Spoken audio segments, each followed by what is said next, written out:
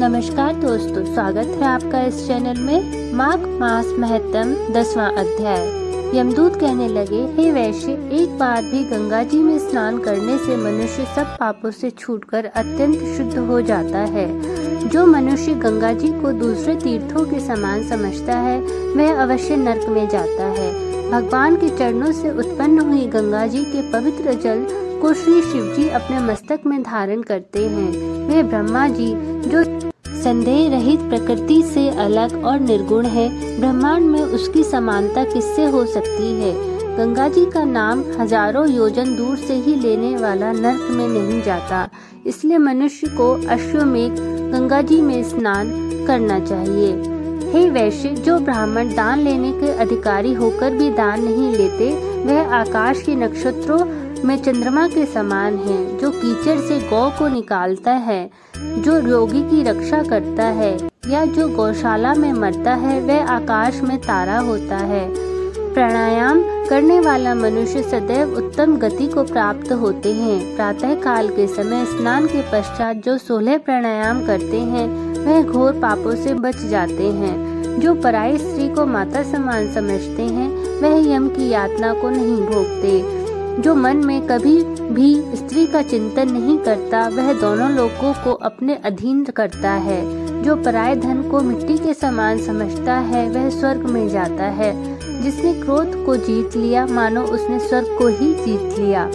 जो माता पिता की सेवा देवता तुल्य करता है ये यमद्वार नहीं देखता।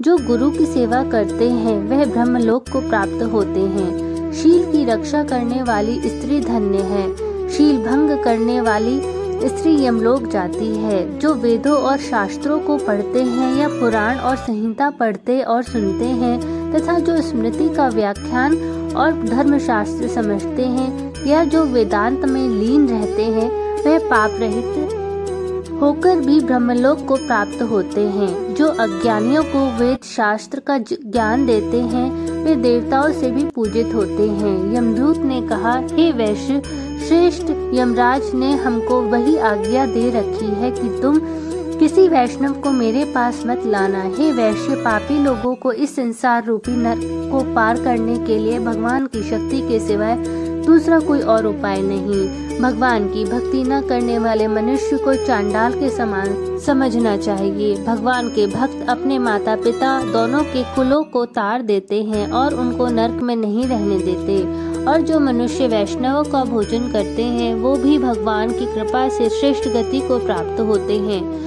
बुद्धिमान को सदैव वैष्णव का अन्न खाना चाहिए। इससे बुद्धि पवित्र होकर भी मनुष्य पाप नहीं करता। गोविंदाय नमः इस मंत्र का जाप करते हुए जो मनुष्य मृत्यु को प्राप्त होता है वह परम धाम को प्राप्त होता है। इसमें कोई संदेह नहीं है। जो ओम नमः भगवते वासुदेवाय द्वादक्षर मंत्र का या ओम नमो नारायणाय अष्टाक्षर मंत्र का जाप करते हैं उसके ब्रह्म हत्या इत्यादि सभी बड़े पाप भी नष्ट हो